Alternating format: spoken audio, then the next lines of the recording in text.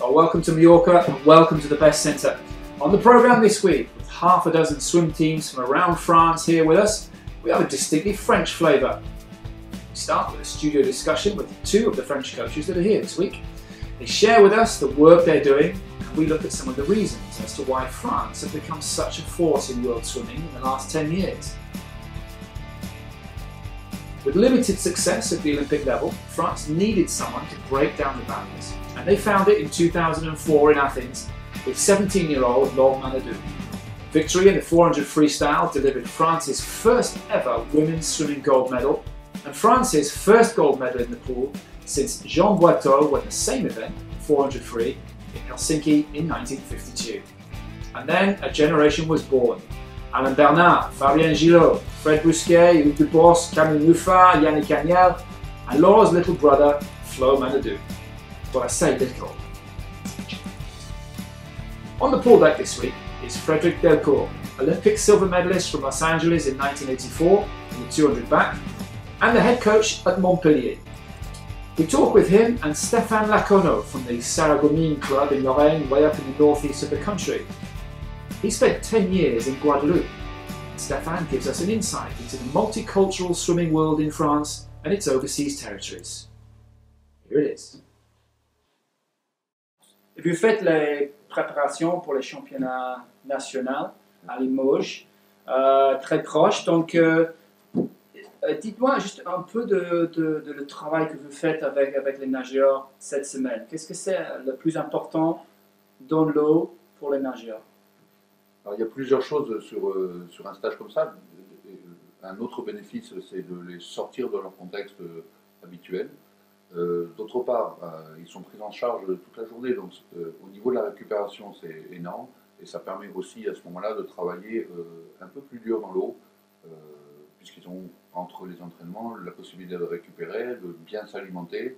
Donc voilà. Après, en ce qui concerne la préparation, effectivement, on approche, il me reste plus beaucoup de temps, donc là c'est surtout du travail on affine un petit peu au niveau des vitesses de nage et au niveau technique aussi pour essayer d'affiner ça et être prêt le jour J. Donc c'est l'occasion de faire ça. Et ce matin vous avez un grand entraînement. Qu'est-ce qu'ils ont fait ce matin? C'était très fort. C'était un peu en fin de stage puisque nous on part demain. C'était l'occasion de vraiment se mettre dans des conditions de course, dans la difficulté et de réagir aussi bien physiquement que psychologiquement, de résister un petit peu à la douleur, une résistance un petit peu à la douleur. Voilà. Et nous, on a profité de sa séance pour que nos deux jeunes là se confrontent à d'autres nageurs, d'autres clubs, pour qu'il y ait une émulsion qui se fasse et puis qu'ils apprennent à voir un petit peu ce qui se passe dans notre et atteindre un objectif dans une série qui est assez dure, dans un groupe qui est organisé et puis qui s'encourage entre eux. Et puis nous, on est à 5 semaines donc, de Limoges et voilà, nous la première semaine c'était plus un travail de kilométrage avec certains pics et j'en ai profité pour finir la semaine avec Frédéric de faire une séance en commun pour deux gamins qui ont des prétentions importantes. Et qu'est-ce que c'est comment on progresse des clubs, des structures de clubs en France pour ceux qui veulent arriver au niveau de l'équipe nationale? En France, le système est organisé. Il y a les clubs, et puis après il y a des structures Pôle Espoir, Pôle France, et on travaille en commun normalement. On essaye de travailler en cohésion complète, ce qui n'est pas le cas des fois, mais il y a des critères d'exigence, et on essaie de garder le nageur le plus longtemps possible, tant qu'il peut s'exprimer, mais quand il y a l'appel des pôles qui font qu'ils doivent progresser à l'intérieur. Voilà. Mais sinon, les critères d'exigence chronométrique sont de plus en plus durs et il faut qu'ils s'entraînent assez dur et bien souvent ils passent l'étape supérieure, pôle Espoir, pôle France. Et puis, on essaie de mettre en place effectivement à l'intérieur de notre club déjà des conditions d'entraînement. En ce qui concerne Montpellier, on essaie aussi pour que le double projet soit vraiment effectif, c'est-à-dire qu'ils aillent aussi à l'université et qu'ils préparent leur avenir. Et puis après, on essaye, enfin, on les met dans les meilleures conditions d'entraînement, de logement, pour qu'ils puissent atteindre leurs objectifs, progresser, s'améliorer. On met en place aussi avec des psychologues, on essaye, des visites chez des diététiciens, donc on s'approche du haut niveau. Maintenant, effectivement, après, pour le haut niveau mondial, il faut qu'ils soient vraiment concentrés sur leur sport et la récupération. Donc c'est un peu plus compliqué. Maintenant, si un nageur avait ce potentiel, en tout cas, on met tout en place pour qu'il puisse s'exprimer à son meilleur niveau, quoi. Et nous, à Sarreguemines, on a une section sportive, collège, lycée, Ouais. et on les accompagne. Parce qu'on a pu, on est comme toi, hein, tu as pu accompagner, mais nous, on a eu la chance d'accompagner Sophie Hubert, Aurélie Schmitt, Aurélie Muller, et Aurélie Muller qui participe au championnat d'Europe. Et Sarreguemines, en eau libre, hein, et Sarreguemines aide du mieux qu'on peut. Voilà. Mais on essaye d'adapter les besoins. Et après Laure Manodou, on a vu beaucoup de Français au très haut niveau mondial, avec le relais, avec tous les autres, et maintenant son frère Flo Manodou. Mais beaucoup de monde qui gagnent une médaille en Europe, au championnat mondial et aux Jeux Olympiques. Pourquoi, dans les derniers 10 ans, 12 ans, on a vu une telle progression en France? J'ai eu la chance de discuter avec l'ancien Étienne qui a permis tout ça, c'est Claude Fauquet, parce qu'ils se sont posé la question. En 96, une finale, 0 médaille. À partir de là, ils ont mis des critères d'exigence et des choses. Et tout ce travail-là a été fait depuis 96. Après, Laure Manodou a percé, 2004, sous la houlette, il y avait Malia Metella, d'autres nageurs du Bosque qui ont fait des médailles. Et c'est à partir de là, ça a décomplexé la natation. Mais toi, à ton époque, tu peux aussi en discuter. 80, 84, il y avait un complexe au niveau mondial, oui, un petit peu. Effectivement, à un moment, ils ont monté l'exigence. Pour atteindre le haut niveau, ça demande une exigence énorme. Qu'en France, on n'avait pas forcément, on était sûrement un petit peu dilettante. Donc, à partir du moment où les objectifs étaient déjà, ne serait-ce que pour participer, il fallait pratiquement déjà être en finale. Ça a permis de concentrer l'équipe de France, qui était au départ moins nombreuse, avec des nageurs qui étaient de meilleure qualité et surtout qui savaient pourquoi ils allaient en compétition internationale. C'était pour monter sur le podium ou gagner et plus juste pour participer. C'est vrai qu'à une certaine époque, pour les Jeux Olympiques, c'était une fois qu'on était qualifié, on partait en balade, quoi. Donc ils ont arrêté ça. Et voilà. Après, il y a aussi pas mal de formations qui s'est mis en place sur la France. Voilà. Et puis on a eu aussi, je pense que c'est pas négligeable, on a eu la chance aussi d'avoir effectivement une Laure Manodou qui a permis de décomplexer tout le monde, un Alain Bernard qui a suivi. On a une génération un petit peu dorée. Alors on en profite, on surfe là-dessus.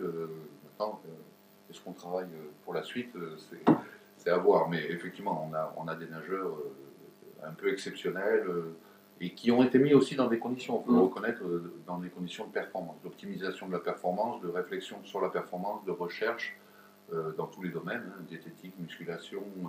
Donc ça nous a permis. Et puis on s'est décomplexé, effectivement. Ah, et puis il faut noter aussi que les Anglais ont beaucoup baissé, donc forcément ça libère des places. Si vous continuez, vous approchez le niveau de Grande-Bretagne à ce moment. Mais c'est vrai, il faut être un peu plus fort. À une certaine époque, on disait pour nager vite et pour gagner, il faut aller nager aux États-Unis. Ou partir à l'étranger. Voilà, et que certaines personnes ont fait aussi. Mais à partir de là, les Français ont mis en place et on peut réussir en France. La preuve, ça marche. Maintenant, il faut surfer sur ça, continuer et mettre une exigence et ne pas oublier certains nageurs français que les critères permettent de faire dire ben voilà, on ne peut plus nager, on est obligé d'arrêter. Voilà, il faut toujours un équilibre entre l'exigence extrême et le dilettantisme. Donc voilà, c'est le curseur et après on peut parler longuement sur le niveau d'exigence réclamé. Et vous êtes parti pour la Floride pendant une part de votre carrière, pour les championnats mondiaux, pour les championnats européens. pour les deux Jeux Olympiques, Moscou et Los Angeles, où vous avez gagné la médaille d'argent. Ah oui, d'accord. La médaille d'argent de son dos. Tout à fait. Et qu'est-ce que vous pensez de l'époque, ça, pour Moscou, pour Los Angeles, pour les grands nageurs américains surtout ou européens? Dites-nous, qu'est-ce que ça vous pensez de l'étonnant? Oui, moi j'ai eu la chance effectivement d'avoir un entraîneur suffisamment intelligent et responsable pour, à un moment de ma carrière, dire en France, il n'y a pas forcément l'émulation suffisante, donc de partir aux États-Unis, en Floride, chez les Gators, qui était la première université américaine. Donc effectivement, je suis tombé dans une équipe où il n'y avait que des champions, quoi, des champions du monde, champions recordman du monde. Il y avait Tracy Kolki qui était recordman du monde en bras, en pape, en quatre nages, en crawl, elle était aussi énorme. Il y avait Greg Burchley qui était le papillonneur aussi, qui avait le record du monde à l'époque. Enfin, il y en avait. Et qu'est-ce que vous avez fait comme entraînement en les avec années eux. 80 jusqu'à 84, 86? Il y a une grande différence entre l'entraînement pendant les années 80 et maintenant. Est-ce que c'est la meilleure différence? Honnêtement, non, j'ai pas l'impression qu'il y ait des révolutions. Enfin, après, il y a des sujets qui ont été un peu plus creusés sur l'efficacité de nage, sur la modélisation de la performance, des choses comme ça, mais à un moment, à mon sens, c'est quand même similaire. Il est connu, toujours, en France? Par les vieux. Dans la piscine. Par les vieux. Le problème, c'est que malheureusement, non. Parce que c'est quelque chose, mais on essaye de s'atteler à ça, mais les jeunes ne connaissent pas l'histoire de la natation française. Oui, ça c'est vrai. Et moi, quand je vois qu'il y a des jeunes qui passent à côté de lui, ou d'autres, hein, on les oublie. Et malheureusement, c'est grâce à eux, à cette équipe de France de 80, 84, les entraîneurs qui ont permis de décomplexer un petit peu, quoi. Et voilà. Et quand on passe à côté de Frédéric Delcourt, quand même, c'est quand même s'il n'aime pas trop qu'on en parle, mais voilà, c'est un passé. C'est quand même un des seuls nageurs français, il y en a très peu, qui ont eu des meilleures performances françaises de 12, jusqu'à record de France toute catégorie, hein, et que ça a mis du temps à te faire. Cette année, c'était son dernier, quoi. Et il y en a très peu qui gardent des meilleures performances françaises de ces époques-là. Hein. Non, mais c'est vrai que quel que soit le domaine, c'est toujours. Enfin, je ne parle pas pour moi, mais c'est toujours intéressant. Je sais qu'à mon époque, mon entraîneur m'a inculqué toutes ces notions et le respect envers les anciens nageurs, le respect de l'histoire, de ce qui avait été fait, et ça faisait partie. Maintenant, après, c'est libre à chaque entraîneur de se servir de l'histoire. J'imagine quelqu'un comme Michel Rousseau, parce qu'il a fait les commentaires, mais que parce qu'il a fait les commentaires, pas parce qu'il y a tout le monde qui sait ce qu'il a fait. Enfin, moi, on me l'avait appris, on m'en avait parlé, donc tout de suite j'ai su qui était Michel Rousseau, ce qu'il avait fait, les performances qui étaient remarquables aussi à son époque. Mais encore une fois, après, c'est chaque entraîneur qui est libre d'expliquer le passé, l'évolution, pour mieux comprendre. Il faut toujours regarder un petit peu derrière pour savoir mieux où on va, quoi. C'est notre anniversaire aujourd'hui, distinction. Et il y a une règle dans la club. Tout à fait. Explique-nous. Chaque personne qui a son anniversaire, le jour de son anniversaire, commence l'entraînement par un 400 tapes. Donc j'ai eu droit, moi aussi. Et vous avez passé des années à Guadeloupe.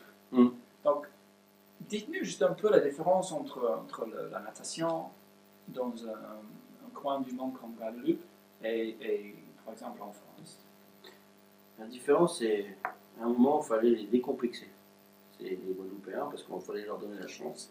Parce que c'est vrai que des Antillais, des origines un peu de cette ethnie, on n'a pas tendance à vouloir les faire nager vite.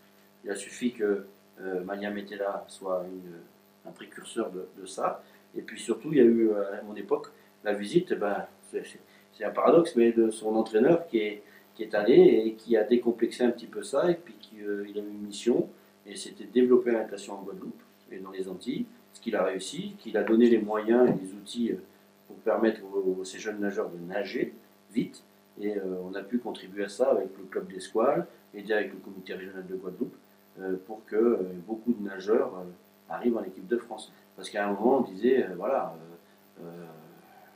on est dans une île, on ne peut pas nager. Et donc à l'époque, il y a les Carifta Games, donc il y a pas mal de jeunes nageurs jamaïcains et tout ça. Il y en a certains jamaïcains maintenant qui sortent en natation, mais c'est grâce à ça, parce qu'il faut leur donner confiance et les aider. Et j'ai pris beaucoup de plaisir à travailler avec tous ces gens-là et tous ces gens. Voilà. Je pose une autre question, parce que il y a une grande discussion, est-ce que les Noirs peuvent nager?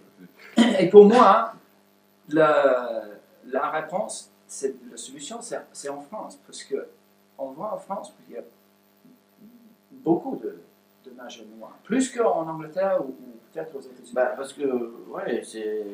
Parce que la France a gardé certaines colonies, même si on dit colonies, mais je ne veux pas non plus qu'on nous pose des problèmes après, c'est l'interview sur Internet, hein, mais on comprend le truc, mais voilà, il fallait décomplexer et dire que oui, ils sont capables de nager. Après, c'est sûr que, et très vite, après, c'est la mixité de tout ça qui fait qu'ils sont forts. Mais il a fallu attendre l'arrivée quand même de Malia Metella. Ou sinon avant, dans les années 88, c'est Dynasty qui a battu Biondi. C'était un Suriname, mais voilà. Et c'est monté progressivement.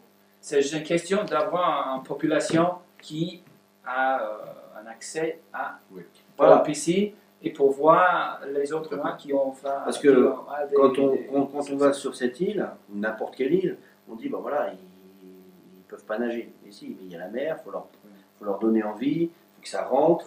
Et c'est sûr que c'est une culture, et cette culture-là commence à payer ses fruits, parce qu'à l'heure actuelle, il y a beaucoup de jeunes Antillais, même en Nouvelle-Calédonie, n'importe où, mais des dom-toms français qui sont très brillants et qui exploitent. Après, malheureusement, c'est dommage que, et on peut avoir le même souci en athlétisme, c'est dommage qu'ils sont obligés d'aller soit, à l'époque c'était l'INSEP, ou maintenant c'est dans des structures où on les délocalise, alors qu'ils peuvent réussir aussi bien là-bas, dans leur île et dans leur confort. Quand je vois qu'il y a des Antillais qui des fois ils vont à des -8, -10 parce que c'est une bonne structure, c'est un peu difficile. Tu vois. Et en athlétisme, on peut voir, on peut se poser la question, pourquoi ne pas faire un pôle France en Guadeloupe, c'est ce qu'ils essayent de faire. Pourquoi délocaliser alors qu'on peut réussir là-bas? Les nageurs sont ravis parce qu'effectivement on est venu pour travailler et ils ont des conditions de travail idéales. On a été très très bien accueillis, tant à la piscine qu'à l'hôtel, le logement. On a de quoi travailler. C'est le meilleur endroit pour faire le stage qu'on ait fait ces dernières années. Donc je pense que je vais revenir. C'est très bien axé sur l'entraînement, les mettre dans les meilleures conditions. Là, il y a la salle de muscu, l'encadrement, vous avez une équipe de natation tous les matins. Donc continuez comme ça. Bon, merci.